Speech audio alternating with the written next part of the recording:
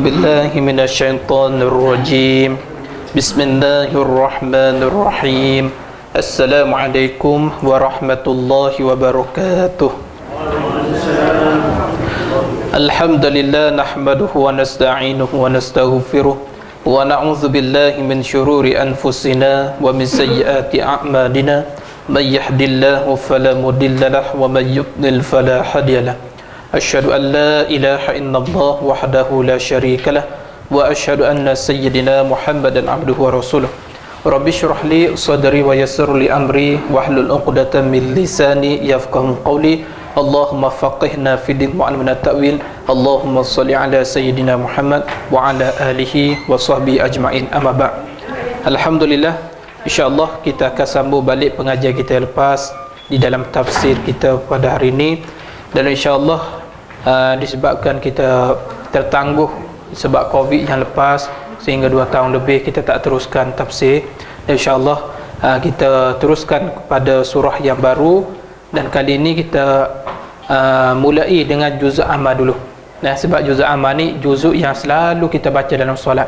Kalau boleh dalam solat yang kita baca nanti kita dah faham dah di sebalik cara baca dengan betul, dan kemudian kita tahu makna dan apa yang terkandung di sebalik makna ayat Quran tersebut. Inilah kadang-kadang boleh menghasilkan rasa khusyuk bila kita beribadah nanti dah, insya-Allah. Okey, surah yang pertama kita akan masuk pada hari ini iaitu suratul Fatihah. Boleh tengok suratul Fatihah. Jadi sebelum kita teruskan tafsir kita pada hari ini, kita baca dululah. Kita perbetulkan bacaan kita sebab surah Al-Fatihah adalah surah yang paling terpenting sekali di dalam Al-Quran. Kerana apa? Kerana dalam ibadat solat antara surah yang wajib dibaca iaitu surah Al-Fatihah. Kalau betul baca Al-Fatihah, betul lah solat kita, barulah sah. Kalau surah Al-Fatihah tak betul, salah baca, maka solat kita tidak sah. Maka bila solat tidak sah, maka memberi kesan akhirat esok tidak dapat membantu kita solat tu. Maksudnya ada lagi amalan lain, contoh zakat, puasa membantu kita, tapi solat ni tak dapat membantu kita. Pasal apa dia? Kerana amalan kita tu tidak sah, pasal kita tak belajar. Tu man arada dunya fa alai bil ilmi, siapa dia nak kepada dunia perlu pada ilmu. Wa man arada al akhirah fa alai bil ilmi, siapa dia nak kepada akhirat mesti berilmu. Wa man arada dunya wal akhirah fa alaihi bil ilmi, siapa nak kedua-duanya, dunia dan akhirat, yakni kejayaan akhirat, mestilah berilmu. Jadi jalan penyelesaian dia kita belajarlah seperti hari ini dah. Okey, baik. Boleh tengok suratul Fatihah. Insya-Allah kita baca sikit dan kita perbetul sikit dah. A'udzu billahi minasy syaithanir rajim. A'udzu billahi minasy syaithanir rajim. Bismillahirrahmanirrahim. Bismillahirrahmanirrahim. Okey, baik. Baca bis, urut sing mati, kita kacing gigi. Bis, kacing gigi ya. Bis, itu step dia, urut sing mati. Bis, bunyi bismi, bismi. Ingat. Ingat dah, apabila nak betul baca Al-Quran, kita kena tahu tempat cara sebutan tu lah. Okey, kalau baris bawah apa? Senyum. Ingat mi, mi. Contoh huruf ma kan. Kalau baris atas ma, buka mulut, ma. Huruf baris atas, semua baris atas ba, ta, sa, jim. Kalau baris bawah semua senyum. Mi, i, bi, pi, senyum. Baru betul makhraj kita. Kalau baris hadapan semuanya muncul. Mu, aku, begitu. Mu, tu, su, ju, munculkan mulut. Boleh faham dah? Okey, kaedah bacaan dia bismillah, bismillah. Ada idgham tu. Ada masuk situ. Billah, billah, 2 harakat. Bismillahirrahmanirrahim. Huruf ra, ingat ra tu bacaan tebal. Ra tu pasal apa dia? Pasal ra tu baris atas. Okey, cuba seorang nak baca. Boleh? Buka mulut. Dia tak boleh tutup mulut baca Quran ni. Kena relax. Bismillah. Bismillah. Tu. Jadi tempat sabdu kena tekan sikit. Bismillahirrahmanirrahim. Cuba sekali. Tu 2 3. Bismillahirrahmanirrahim. Okey, huruf ha, ingat ha pedas. Istilah di sini ha pedas. Dia ada dua, ha sipur dengan ha pedas. Jadi ha ni pastikan secara sebutan dia bunyi angin dulu keluar baru keluar suara. Okey. Ha. Siapa bakar durian tu jangan buatlah. Habis satu kelas nanti dah.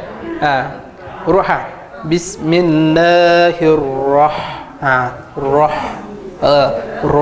Kubik angin macam tu. Ma ni macam ni. Ma tekan.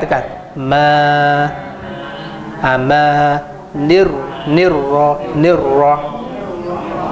nirrahim. Kaedah huruf ha ni keluar angin dulu baru keluar suara bentuk ha.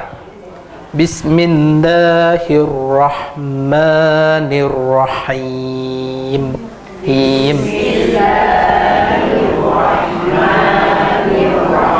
Senyum sebab ha tu bagi bawah. Jadi him tu apa dia? Mak rilis sukun lah. Boleh baca 2, 4 ataupun 6 harakat. Jadi kalau orang baca Bismillahirrahmanirrahim 2 harakat je, maka betul lah. Kalau kita baca 2 harakat, yang lain pun Alhamdulillahirrabbilalamin, Ar-Rahmanirrahim, semuanya sama. Jangan pula yang tu nak harakat tiba-tiba 2 harakat. Tu email mana ni? Tajuk import daripada mana ni? Tu daripada Brazil. Sebab tu pun. Boleh faham dah? Tu. Jadi Ar-Rahim, him tu boleh panjang sampai 2, 4 ataupun 6. Okey, baik. Jadi pasal apa dia? Ini hikmah Allah Taala nak beri kemudahan pada diri kita baca Quran. Kokoklah kalulah kita solat lewat waktu. Bila solat lewat waktu ni, contoh dalam 5 minit nak masuk waktu asar. Kita sekarang waktu zuhur tak semaya lagi. Jadi kalau kita ikut tajwid sebenar ni, jadi ikut harakat air. Nak baca Fatihah saja habis 2-3 minit tu. Tak habis. Jadi hikmah kita baca hak pendek belakang. Bismillahirrahmanirrahim. Alhamdulillahirabbil alamin. Kalau ikut yang betul, Bismillahirrahmanirrahim. Tu 6. Dah. Okey, kemudian alhamdulillah. Gantungkan lidah pada langit. Jelaskan huruf ha. Boleh apa? Alhamdu. Du mucung. Du. Da. Du.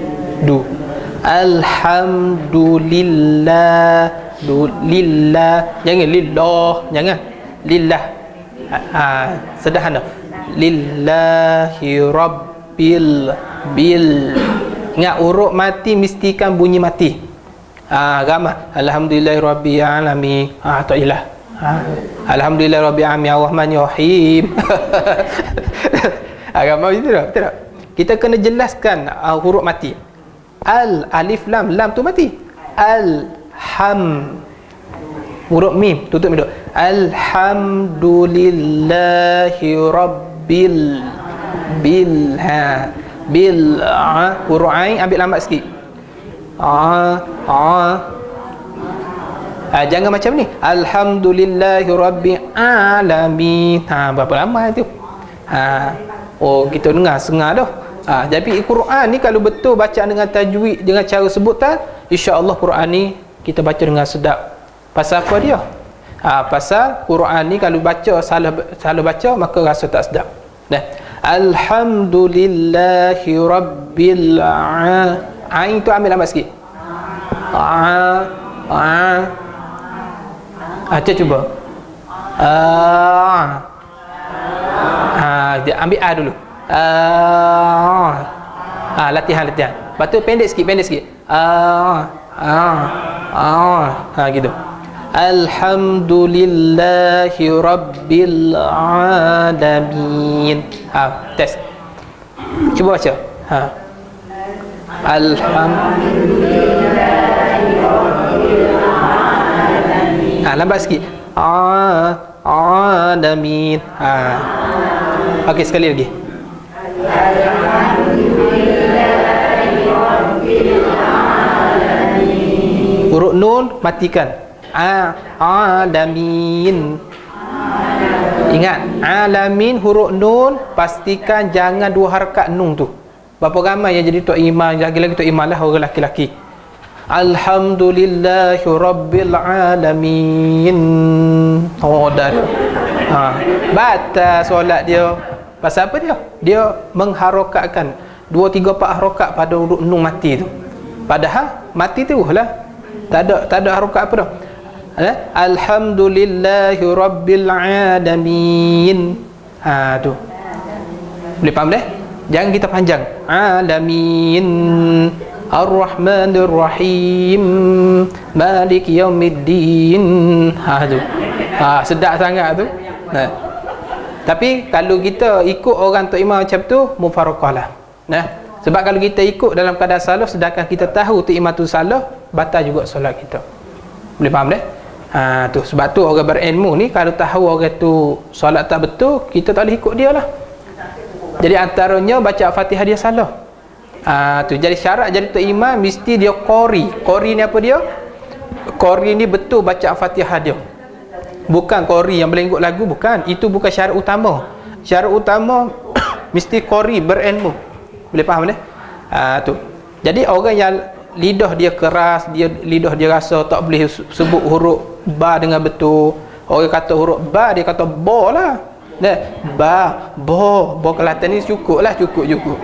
Oh, dia marah tok guru dia kata. Orang kata alhamdulillahi rabbil alamin bi. Ha, ataupun ba, dia kata bo lah, bo. Ha, jadi bo tu cukup lah. Tak suruh ustaz tu mengajar dah gitu. Nah, ha, boleh faham dah? Ayat seterusnya. Ar-Rah. Tebalkan huruf ra. Alif pergi kepada ra. Ar-Rah. Huruf ha tu jelas. Ar-Rahma. Ma buka mulut. Ma. Ar-Rahmanir Rahim. Senyum huruf ha baris bawah haim. Ha, tutup mulut pasal apa dia? Mati tu pasal huruf mim mati. Dan Maliki Yaumiddin. Ma macam ni. Ma biasa. Maliki Yaumiddin. Ha, jadi ma ni ada dua wajah. Kita tak nak panjang pun tak apa huruf ma. Maliki Yaumiddin. Ha, satu wajah. Yang kedua panjangkan huruf mim tu. Maliki Yaumiddin. Ha. Dah ingat dah? Yaumiddin. Ha, middin. Iyyaka ain lambat sikit. Iya. Jangan iya. Ha, iya tekan sikit sebab ada sabdu. Iya. Ha.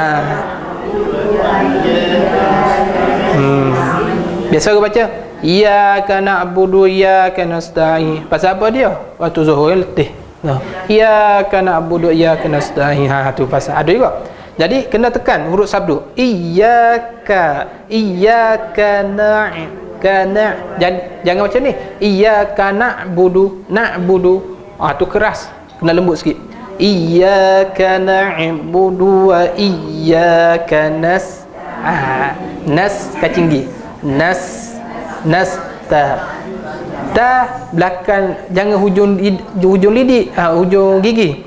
Kalau lidah letak di hujung gigi jadi ta. Nasta'i. Sebab benda ni pernah ditegur benda ni. Orang baca jadi tok imam pula tu tiba-tiba dia baca ta tu bunyinya macam ta. Sebab apa? Lidah letak hujung dekat bawah gigi ni. Kanastai. Nampak macam ta ni. Ta kau tak, tapi bunyi macam ta. iyyaka na'budu wa iyyaka nasta'in. Kalau tak sini ta, jadi ta lah. Letak bawah sikit. Iyyaka na'budu wa iyyaka bawah sikit. Ta'in. Huruf ta tu kena jaga. Baik, ustaz tegur dah ni. Ta'in. Ihdina. Jangan tu huruf ha pedas. Ha ekor. Ni dalam dada ni.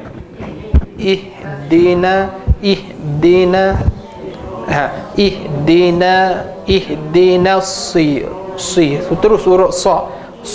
Tubik angin dulu huruf sa ni. Tubik angin si. Tok guru kita ajar dulu tarik ke sini ni, siapa tarik ke sini sa, dia sa lepas. Ihdinas sira. Tu. Po, baru letak hujung ni po. Tu. Ihdinas siratal tol ba alif tu mati. Ihdinas siratal tekan mustaqim taqim. Tegas sekali. Ihdinas siratal mustaqim.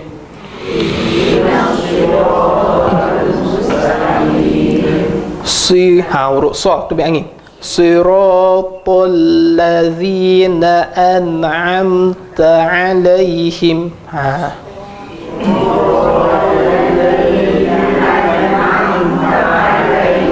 Ingat ain tu ambil lambat sikit jangan terlampau lebih sangat ghairil ri urut nipis tebak baris bawah ghairil huruf ra tu ra mati jangan terlampau lebih tak nak macam tu maghdu tak sih nak gatul sikit ghairil letaklah lidah kepada huruf ba ghairil maghdubi alaihim kita baca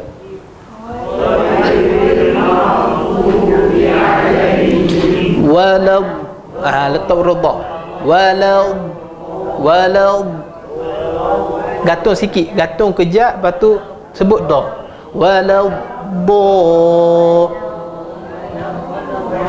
dia huruf da macam ni hanya Nabi SAW sahaja yang betul sebut huruf da sebenarnya tapi kita baca ni ikut tajwid walaupun kita ni tak tepat mana walaupun seluruh umat manusia ni sebenarnya baca tak tepat sangat yang tepat huruf da ni hanya Nabi SAW saja jadi huruf da ni kata ulama kita baca dia ada tekan tolak sikit dia ada tekan waladdallin tu jadi ba tu nama harakat nak pergi ke lam baris bawah tu gatung dua harakat pula waladdallin tu mata li tu boleh baca 2, 4 ataupun 6 harakat okey sekali kita baca keseluruhan okey cuba bismillah dulu Bismillahirrahmanirrahim. Alhamdulillahi Rabbil Alamin. Ar-Rahmanir-Rahim. Maliki Yawmiddin. Iyyaka na'budu wa iyyaka nasta'in. Ihdinas siratal mustaqim. Siratal ladzina an'amta 'alaihim ghairil maghdubi 'alaihim waladdallin.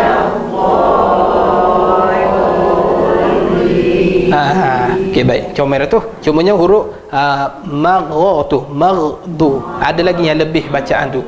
Kau boleh teratur sikit je. Maghdu. Tu. Jangan maghdu. Tak boleh. Dia sederhana je. maghdu. Boleh faham dah? Okey, insya-Allah kita masuk tafsir sikitlah. Insya-Allah sebelum kita berhenti. Baik, insya-Allah. Okey, baik. Jadi sebelum kita nak mulakan bacaan apa-apa Al-Quran, maka disunatkan kita ni mula dengan ta'awuz dulu. A'udzubillahi minasyaitonir rajim. Kita mula ta'awuz. Pasal apa dia? Pasal sebelum kita baca Quran ni disunatkan hukum dia kita mengucap a'udzubillahi minasyaitonir rajim. Mana dalilnya? Disebut dalam Quran yang mana dalam surah dalam An-Nahl, kalau tak silap saya lah. Cuba cek balik. Yang mana a'udzubillahi minasyaitonir rajim, fa iza qara'tul Quran fasta'i billah minasyaitonir rajim. Tuhan kata apabila kamu nak baca Quran, maka mintalah berlindung daripada Allah Taala daripada syaitan yang direjam. Allah Taala suruh. Allah suruh. Maka oleh kerana tu kita nak baca Quran, lebih-lebih lagi kalau kita nak baca Quran di pertengahan ayat. Di pertengahan ayat, bukan awal surah. Di pertengahan ayat. Contohnya pertengahan ayat ni, okey, contohnya ayat begini. Ni awal surah kan? Maka disunatkan kita baca bismillah. A'udzubillah, bismillah. Tapi kalau masalah ta'awuz ni, kalau kita contoh kita nak baca sini, semalam dah baca sampai sini, kita nak mula sini hari ni, maka mulalah dengan a'udzubillahi minasyaitonirrajim dan tak perlu membaca bismillah. Suruh baca wa yasla sa'ira, terus macam tu. Itu maksudnya. Dia faham dah? Tu. Itu maksudnya kalau kita ambil tengah ayat dah, maka kita mula a'udzubillahi minasyaitonirrajim. Tapi kalau kita nak ambil awal surah, baca dua perkara. A'udzubillahi minasyaitonirrajim, tambah lagi bismillahirrahmanirrahim, barulah baca surah Wattini Wazzaitun. Tu baru kita baca Quran. Maksudnya baca ta'awuz dulu. Dan Quran suruh, kalau orang tanya kenapa kita disuruh baca ta'awuz, kerana Allah Taala suruh kita baca ta'awuz.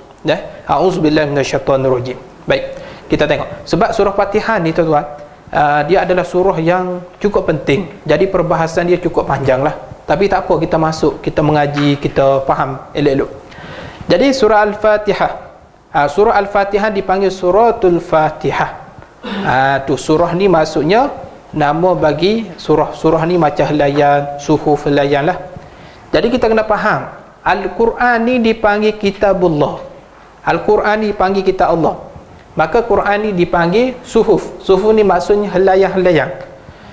Tu kitab yang diturun daripada langit, rupanya ada lebih kurang 104 buah kitab semuanya. 104 buah kitab yang Quran diturun daripada langit.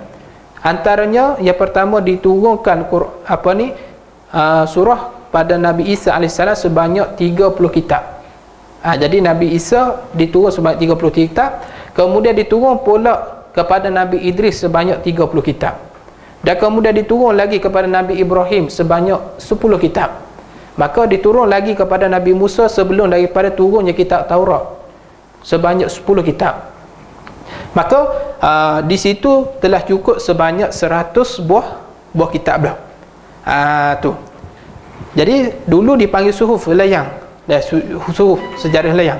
Maka kemudian turun lagi 4 buah kitab daripada langit.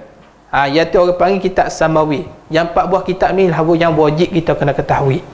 Maksudnya bukan wajib tahu 4 buah kitab semua, Taurat, Injil, Zabur semua. Kita hanya tahu salah satu daripada 4. Tapi keempat-empat ni kita wajib beriman. Semuanya betul belaka. Semuanya betul belaka. Tu. Contoh seperti yang pertama, diturun kitab Taurat kepada siapa dia? Nabi Musa AS. Diturun tu pula dalam bahasa Ibrani. Rupanya bahasa Ibrani panggil kitabullah dengan bahasa Taurat. Kalau kita ni bahasa Melayu buku dipanggil buku lah. Kalau orang putih panggil book. Orang putih panggil book. Jadi bahasa inilah yang membezakan nama kitab tersebut. Padahal isinya sama, dia dipanggil kitabullah semua. Cumanya Taurat ni dipanggil kitabullah di dalam bahasa Ibrani, diturun kepada Nabi Musa AS. Dan kemudian diturun lagi kitab Zabur atas Nabi Daud AS menggunakan bahasa Khibti. Jadi orang Khibti panggil kitabullah, iaitu dipanggil Zabur. Bahasa dia lah. Tu bahasa Thailand tak tahu buku panggil apa. Masa pun nak time tak tahu panggil apa, ikut gigi lah. Jadi diturun lagi kitab Injil kepada Nabi Isa AS. Diturun tu pula dalam bahasa Syriani. Jadi orang Syriani dengan bahasa Syriani dia panggil kitabullah dengan panggilan Injil. Dan last sekali diturun Al-Quran kepada siapa dia? Nabi kita Muhammad sallallahu alaihi wasallam dengan bahasa Arab. Jadi kitabullah dalam bahasa Arab dipanggil Al-Quran. Jadi Al-Quran bahasa Arab ni lah antara bahasa yang tertua. Jadi walhasil kita dapat di sini empat kitab ni dipanggil semuanya kitabullah. Kitabullah, kitab yang wajib kita kena beriman. Jadi bahasa Arab antara bahasa yang tertua sekali. Jadi ramai orang curi bahasa Arab, lagi-lagi bahasa Melayu ramai curi bahasa Arab. Nah, bahasa Melayu kita. Tapi baguslah kita tiru bahasa Arab, baguslah. Nah, jadi bahasa Arab ni juga kata ulama itu bahasa ahli syurga, iaitu bahasa Nabi Adam alaihissalam. Di mana Nabi Adam ni duduk dalam syurga menggunakan bahasa Arab.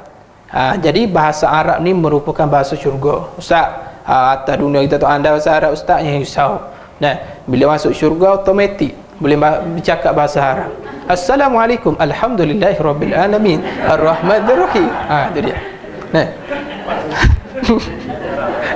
Dan orang nak mengaku Imam Mahdi, dan Imam Mahdi ni syarat dia kena pandai bahasa Arab. Pernah satu orang dia mari mengaku, saya ni Imam Mahdi. Ya ke Imam Mahdi? Pandai cakap bahasa Arab. Pandai. A'udzubillahi minasyaitonirrajim. Shadaqallahul azim. Tu dia. Sudah. Kalau mari putra bedan dah habislah. Rosak habis. Punah habis. Tu. Boleh faham tak? Tu. Jadi sekarang perkara ni yang termaktub di dalam kitab-kitab sebut. Jadi kitab ni, kitabullah, ada semua perkara dan semua masalah manusia ada diselesaikan dalam Al-Quran dan juga kitabullah. Sebab tu ada ulama mengatakan kalau ada masalah perlu diselesaikan, carilah Quran, rujuklah Quran lah yang menyelesaikan masalah hidup kita. Kita ada masalah rumah tangga, perceraian, rujuk balik Quran. Quran ajar macam mana kita nak semangat balik dalam hidup ni dan sebagainya. Jadi dalam kitabullah tu sama ada hukum hakam semua dijelaskan, ada dijelaskan tentang nasihat yang berguna, ada dijelaskan tentang ancaman siapa yang berzina contohnya akan direjam bagi mereka dah berkahwin dan sebagainya. Dan ada lagi dia cerita kisah umat terdahulu macam mana kaum Lut, Nabi Musa dan sebagainya, diazab oleh Allah, diturun bala, dan juga umat terkemudian. Contoh seperti berlaku hari kiamat, Allah Ta'ala cerita dalam Quran. Dan dalam kitabullah juga dia menceritakan tentang kita supaya menggalakkan kita beramal dengan amalan-amalan yang diajarkan oleh Allah SWT. Jadi walhasilnya di sini kita wajib kena beriman, kita kena percaya kepada empat-empat kitab tersebut. Wajib. Tu. Ustaz, saya tak boleh nak terima lah kitab Taurat, tak boleh. Kita wajib kena terima juga. Cumanya kita pilih salah satulah sebab zaman kita ni umat Nabi Muhammad, iaitu Al-Quran. Wajib kena beriman. Beriman tu pula kena yakin 100%, tak boleh syak sedikit pun.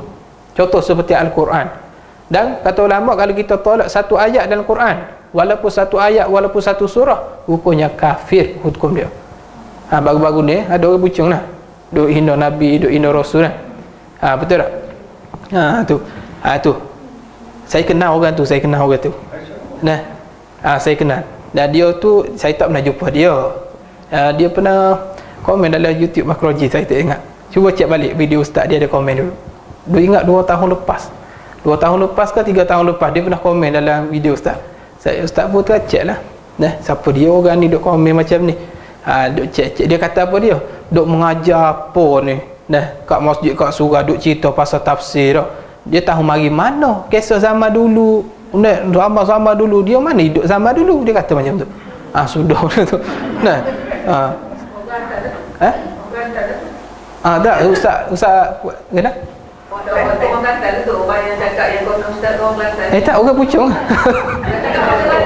Tidak, maksudnya guna bahasa ustaz lah.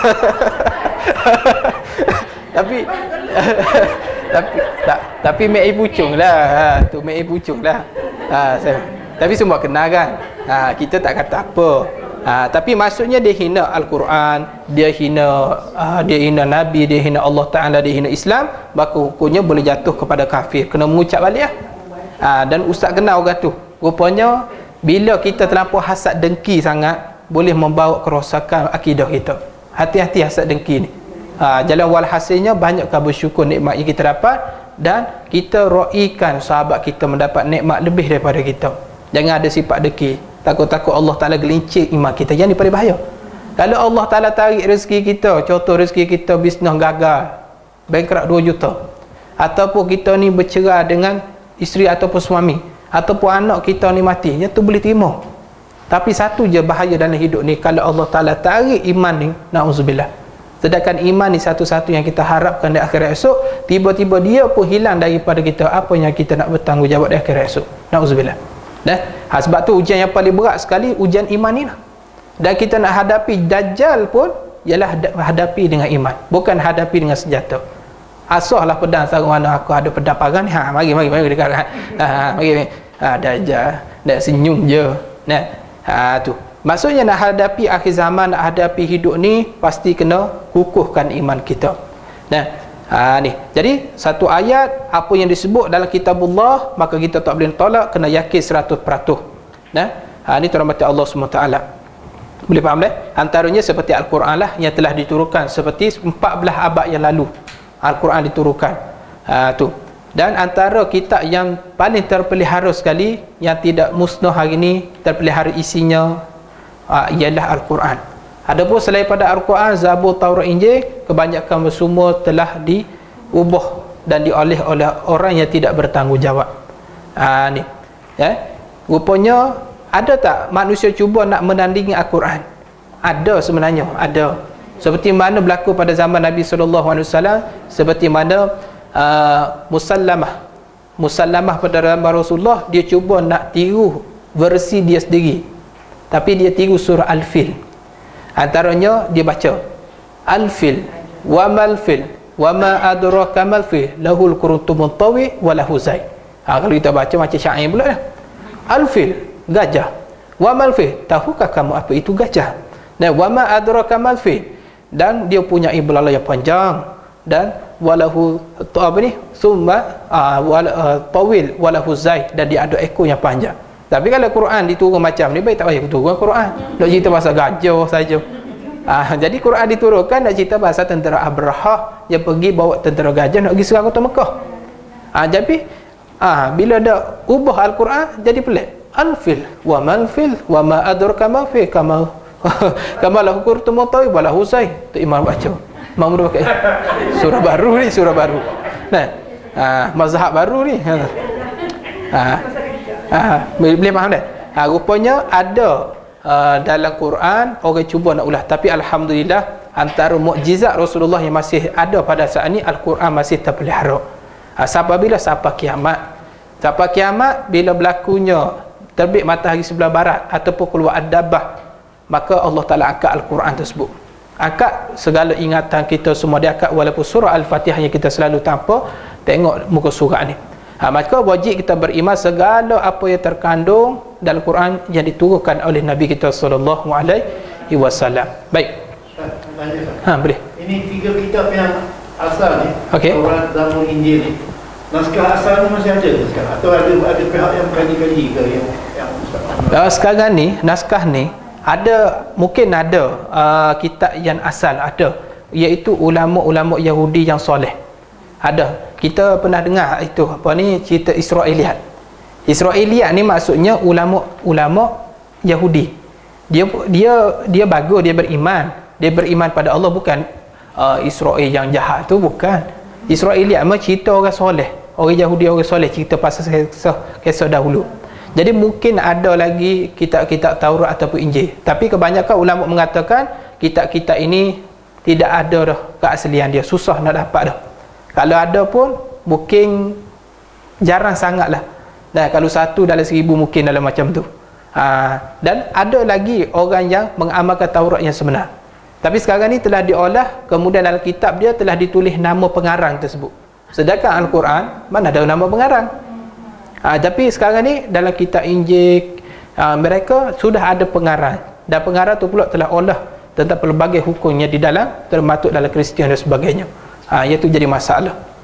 Jadi walhasilnya jalan selamat kita ikut Al-Quran sajalah. Dia faham dah? Tu mungkin adalah, wallahu alam lah, kita pun tak pernah cek lagi. Tuan-tuan kena pergi Israel dulu lah, kalau berani kita takut kena tembok.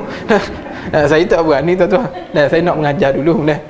Dia faham dah? Tapi kalau pergi pun tak berani nak jalan. Tak berani cari. Tu. Carilah kena tembok. Dah. Okey baik. Jadi dalam Al-Quran ni bila kita sebut Al-Quran dia ada 30 juzuk. 30 juzuk lah. Juzuk ni maksudnya dalam bahasa Arab jaza'a ya jaza'u jaz'an. Juz'un jamak dia ajza'un. Juzuk. Juzuk ni apa dia? Kita nak panggil 30 juzuk dah. Juzuk ni maknanya separuh, sepotong, sedikit daripadanya, itu maksud dia. Pasal apa dalam Quran disebut juzuk? Pasal apa kita dok tengok ni juzuk pertama, juzuk kedua kan? Pasal apa dah? Kerana ulama menetapkan supaya kita mudah belajar dan mudah kita menghafal. Itu kata ulama. Sebab tu kita letak juzuk. Tu. Jadi di sini kita dapat faham surah Al-Fatihah adalah surah yang pertama yang disebut dalam Quran. Dan kalau kita belak mana-mana Quran pun surah pertama iaitu surah Al-Fatihah mengikut susunan misaf Al-Quran lah. Jadi Quran ni bila ditulis ni? Kalau ikut asal ni Wahabi kata bid'ah. Quran pun bid'ah juga. Tapi bid'ah di sini mengikut pandangan Imam Syafi'i, bid'ah ni perbuatan yang Nabi tak buat. Jadi bid'ah kata Imam Syafi'i, bid'ah ada dua. Yang pertama bid'ah hasanah, bid'ah yang baik, iaitu bid'ah baik, bid'ah perkara yang tidak menyalahi Al-Quran dan hadis dan ijma'. Yang kedua bid'ah dhalalah, bid'ah sesat. Apa dia kata Imam Syafi'i? Iaitu satu perkara yang dibuat menyalahi Al-Quran dan juga hadis Nabi SAW. Kemudian datang ulama Imam Izzuddin, dia membahagi bid'ah kepada 5. Ada bid'ah wajib, bid'ah sunat, bid'ah ruh dan sebagainya. Dia ada beberapa bid'ah. Jadi kata Imam Izzuddin, ibadah wajib ialah termasuk Al-Quran. Al-Quran ni wajib kena buat. Pasal apa dia? Zaman Rasulullah Quran ni tak ada lagi. Zaman Sayyidina Abu Bakar tak ada lagi. Abu Bakar memerintah selepas Nabi hanya 2 tahun saja. Lepas wafat Sayyidina Abu Bakar, naik pemerintah khalifah yang seterusnya, itu Khalifah Osman, Sayyidina Osman. Tu. Lepas tu kita panggil Osman, Rus Osmani dah. Osman bin Affan. Bila naik sama Sayyidina Osman, maka Al-Quran telah dikumpulkan, maka dijadikan sebuah Quran tu sebanyak 114 surah. 114 surah. Dan dalam 114 surah ni dia terbahagi 2 kategori surah. Yang pertama surah digelar Makkiyah, yang kedua dipanggil surah Madaniyah. Catat betul-betul. Surah Makkiyah ada lebih kurang 83 surah. Susah nak dapat ni. Saya mengaji tafsir dulu, tafsir Jalalain dengan Tok Guru Pondok dulu, dia kata punya. Ni antara poin yang penting. Jadi surah Makkiyah ada sebanyak 83 surah. Dan surah Madaniyah ada lebih kurang 31 surah. Bila campur 83 31 jadi 114 surah. Jadi Al-Fatihah ni dia menduduki tempat pertama lah. Maka disebut Al-Fatihah. Pasal apa dia? Fatihah ni masuk pembukaan ataupun yang mula-mula, itu masuk Fatihah. Sebenarnya Fatihah ni ada banyak nama mengikut riwayat-riwayat. Antara riwayat pertama mengatakan Quran ni Al-Fatihah digelar sebagai Ummul Quran. Tu Ummul Quran masuk Ibul Quran ataupun Ummul Kitab, iaitu ibu kepada kitab suci.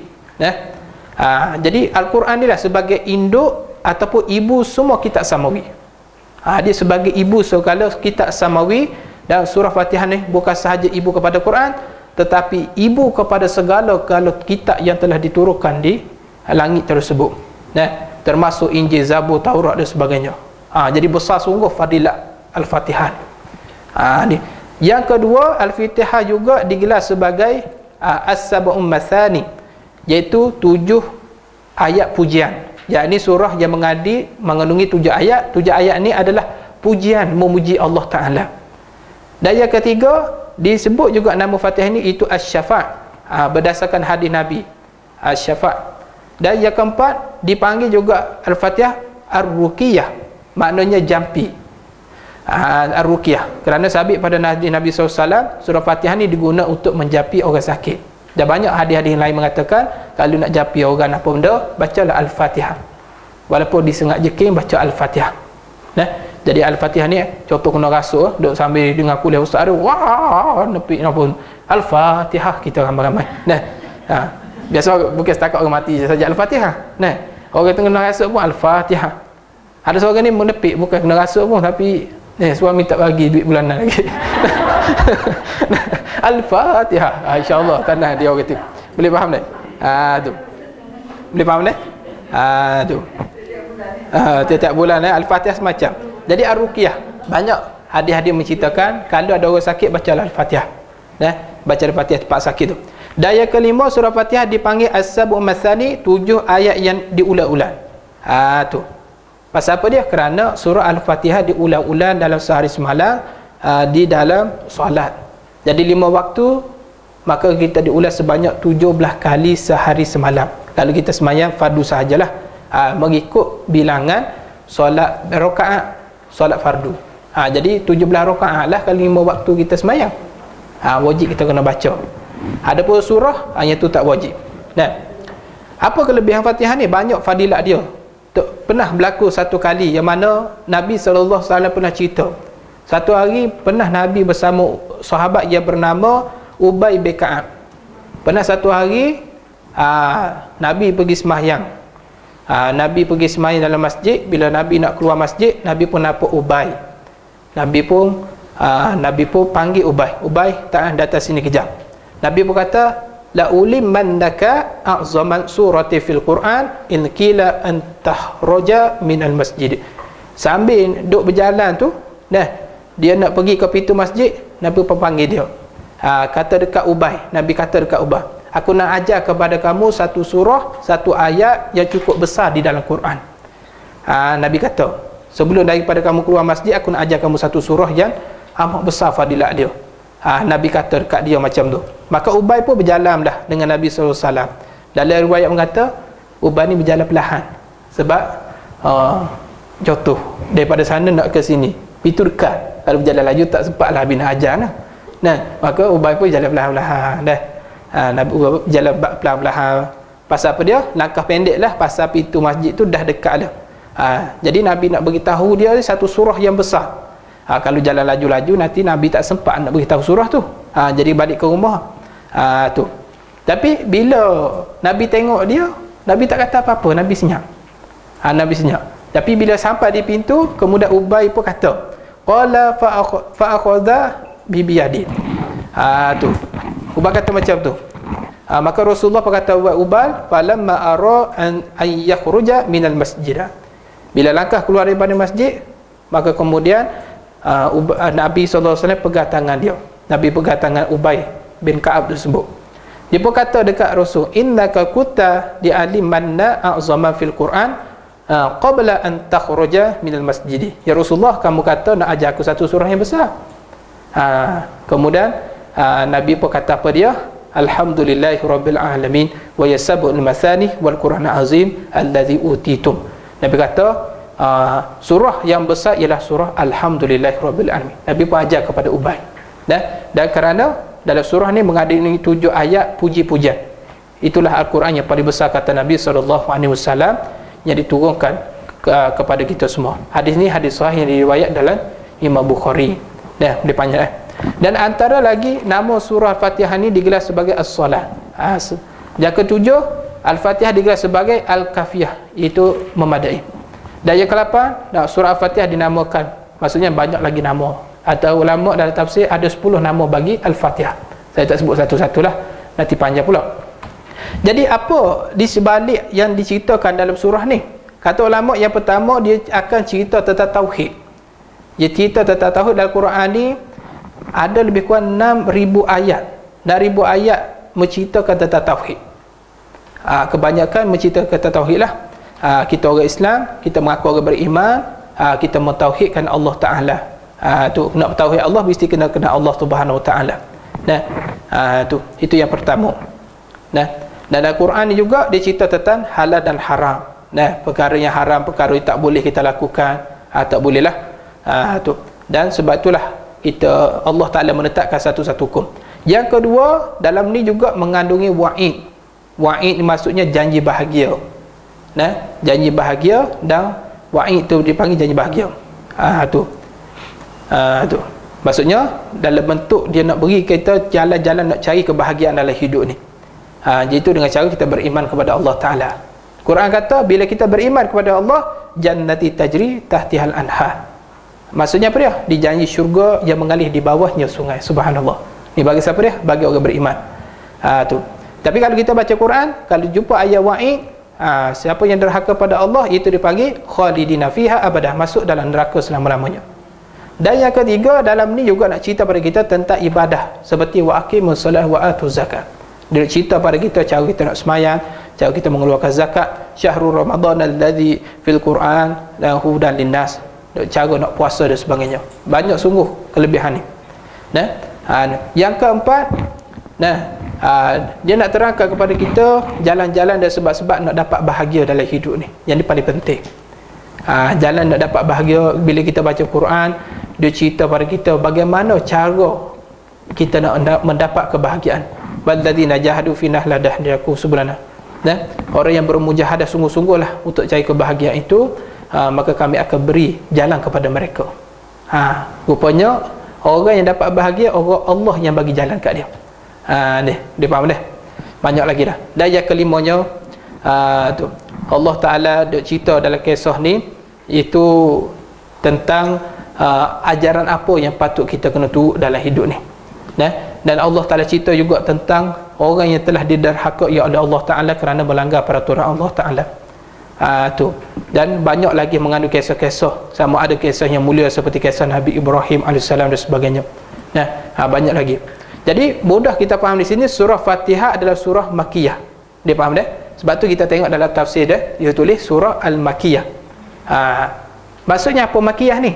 Maksud Makkiyah ni iaitu surah diturunkan pada Rasulullah sebelum Nabi berhijrah ke kota Madinah. Itu Makkiyah. Sedangkan surah yang digelar Madaniyah iaitu surah diturunkan pada Nabi selepas daripada hijrah ke Madinah. Tu. Tanda betul-betul surah Makkiyah ni diturun selama 12 tahun 5 bulan 13 hari.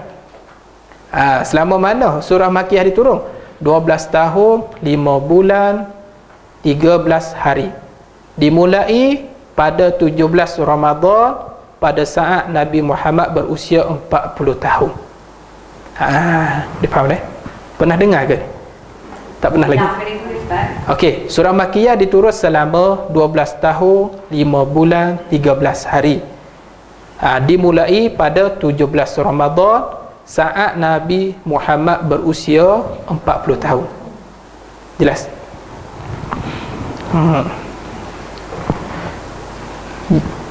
Boleh biasa kita baca surah Makkiyah ni, dia termasuk dalam surah yang pendek saja. Biasanya juzuk 30 dalam Quran yang kita nak baca ni, biasanya kebanyakan surah Makkiyah. Biasanya kita mudah nampak surah Makkiyah adalah surah yang pendek-pendek saja. Qul huwallah, qul a'udzu birabbin nas, qul a'udzu birabbil falaq. Semuanya kebanyakan cerita pendek-pendek. Dan kebanyakan juga diceritakan tentang zaman dahulu dan kisah hari kiamat. Tu. Adapun surah Madaniyah ni diturun kepada Rasulullah sesudah Nabi hijrah ke Madinah. Dia diturunkan di mana? Di kota Madinah. Jadi secara umumnya surah Madaniyah ni kebiasaan surah yang agak panjang sedikit. Surah. Jadi apa perbezaan surah Makkiyah dengan Madaniyah ni? Contoh yang pertama, perbezaan waktu diturunkan. Kalau Makkiyah diturun Nabi sebelum hijrah, Madaniyah diturun selepas Nabi berhijrah. Dan perbezaan kedua dalam perbezaan dari segi tempat diturunkan. Kalau kita tengok surah Makkiyah ni umumnya diturunkan di kota Mekah. Yang meliputi di Mina, di Padang Arafah dan di Hudaibiyah. Biasanya surah Makkiyah diturun di situ, di Mina, Arafah dan Hudaibiyah. Adapun surah Madaniyah biasa diturun di kota Madinah, meliputi antaranya Badar dan Bukit Uhud. Biasa berlaku macam ni. Dan perbezaan yang ketiga antara Makkiyah dan Madaniyah itu daripada jumlah ayat. Biasanya Makkiyah ni diturun dalam jumlah ayat yang pendek-pendek saja. Adapun Madaniyah diturun dalam keadaan surah yang panjang-panjang.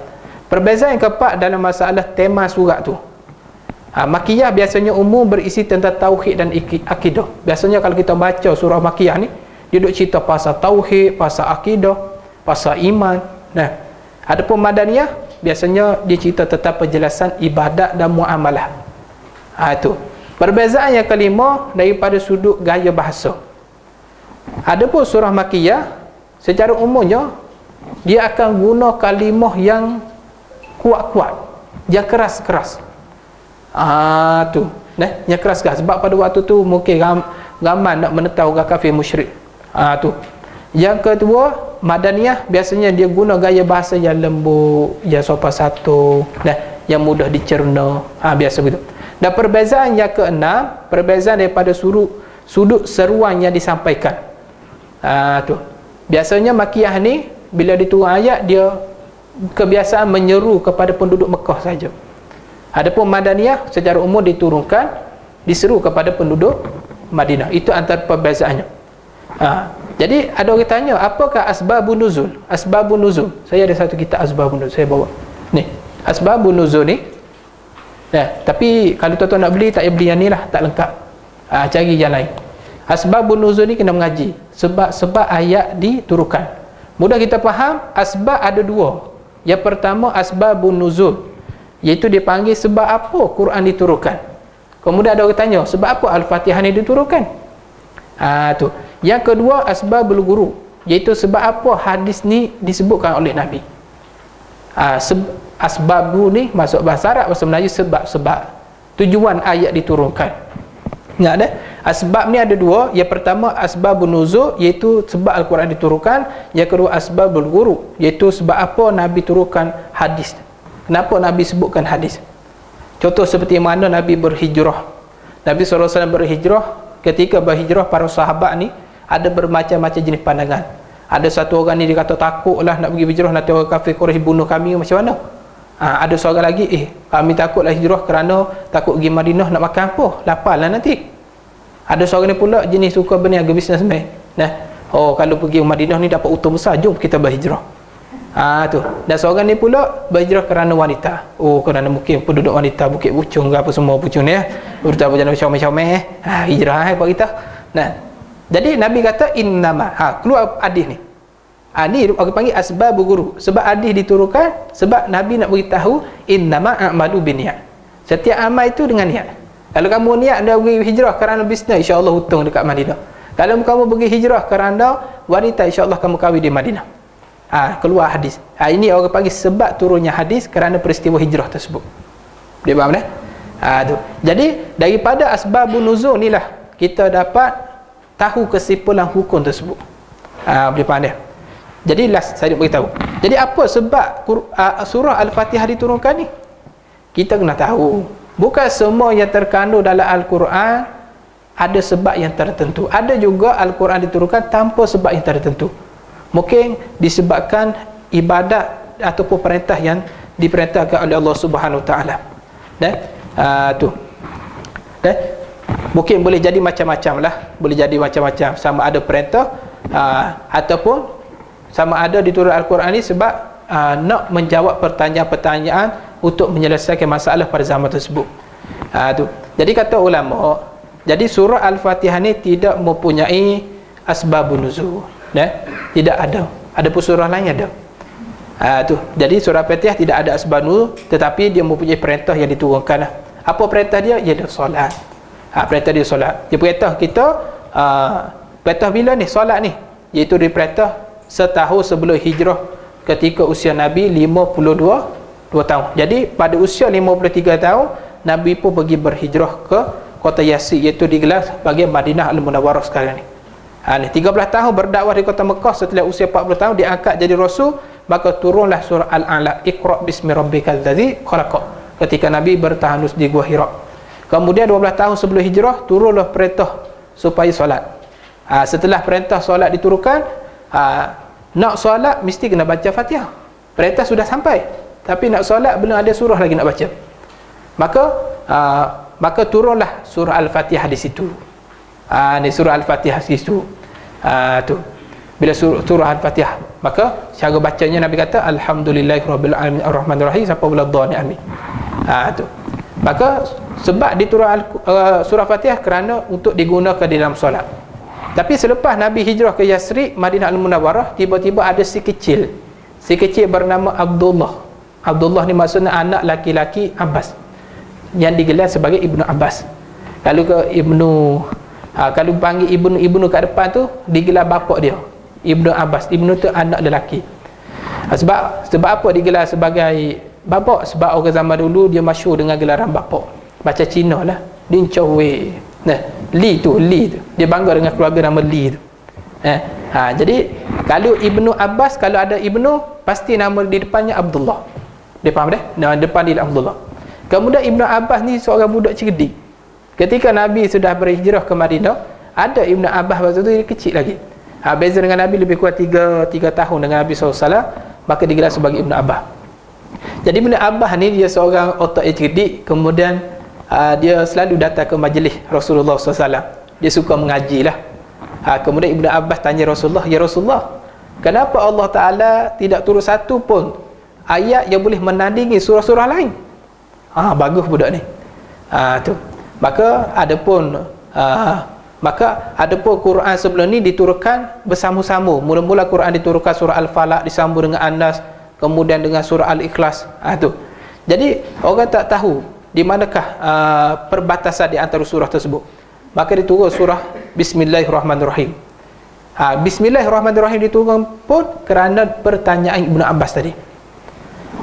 Tu. Jadi dia satu budak cerdik. Kata ulama dia boleh hafal Quran lebih kurang 2000 ataupun 200 hadis. Saya dah lupa Ibnu Abbas ni. Tu. Jadi surah Al-Baqarah ayat 189, ingat dah? Surah Al-Baqarah ayat 189 diturunkan kerana pertanyaan Ibnu Abbas juga. Ya Rasulullah, bulan ni berbentuk boleh berubah-ubah ke? Ada kadang-kadang bentuk sabit, kadang-kadang bentuk bulan penuh. Maka Allah Ta'ala pun buat turun ayat Quran, yas'alunaka ahillah. Masya-Allah. Jadi Ibnu Abbas tanya, maka turun ayat Bismillahirrahmanirrahim. Jadi sejak diturunkan ayat Bismillahirrahmanirrahim, maka Nabi pun membaca Al-Fatihah dengan 3 cara. Al-Fatihah boleh baca dengan 3 cara. Cara yang pertama, kadang-kadang Nabi baca bacaan penuh, iaitu baca bismillah disertakan Al-Fatihah. Bismillahirrahmanirrahim, alhamdulillahirabbil alamin, arrahmanirrahim, sampai waladhdallin amin. Baca tu pula dengan jahat. Cara yang kedua Nabi baca, ada kala Nabi baca secara sir, bismillah secara senyap, tapi alhamdulillah jahat. Bismillahirrahmanirrahim, alhamdulillahirabbil alamin, arrahmanirrahim. Itu cara kedua. Cara ketiga Nabi baca sama seperti tadi. Tu. Terus dia baca Al-Fatihah, tidak baca bismillah. Boleh faham dah? Cara ketiga Nabi tak baca bismillah, terus baca secara jahat Al-Fatihah. Tak baca bismillah, terus baca alhamdulillahirabbil alamin. Terus baca.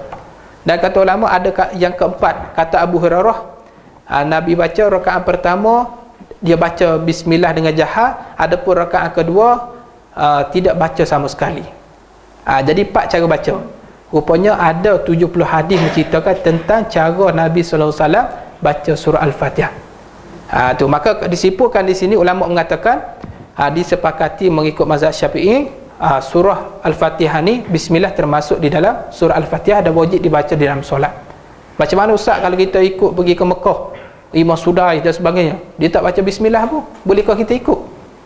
Tapi kata ulama, kalaulah kita duduk selain daripada Mekah dan dia tu bukan bermazhab Syafi'i sedangkan kita mazhab Syafi'i, dan dia tu mazhab tidak wajib membaca bismillah sedangkan kita sebagai makmum wajib kena baca bismillah, maka tak sah kita sembahyang ikut orang tak baca bismillah ketika Fatihah dia, kecuali di Mekah. Di Mekah dia maaf.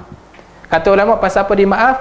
Kita kena niat dalam hati, mungkin Tok Imam tu faham 4 mazhab, mungkin dia baca slow tadi bismillah, kemudian dia baca Fatihah dengan cara jahat.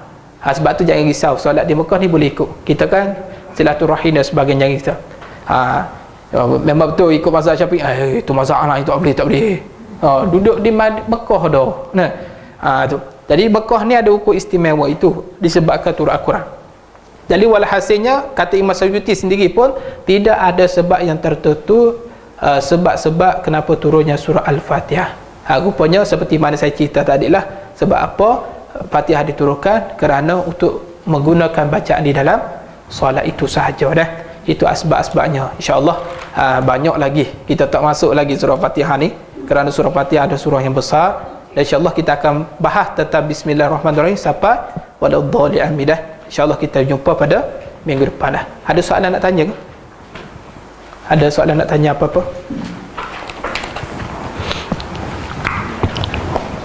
Tak ada Tak. Alhamdulillah. A'udzubillahi minasyaitonirrajim. Bismillahirrahmanirrahim.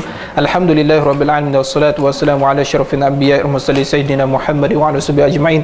Allahumma fa'alna bima 'allamtana wa 'allimna wanfa'na wa zidna bi rahmatika birrahimin. Rabbana atina fid dunya hasanah wa fil akhirati hasanah wa qina adzabannar. Wa sallallahu ala sayyidina Muhammad wa ala alihi wasallam. Walhamdulillahirabbil alamin. Assalamualaikum warahmatullahi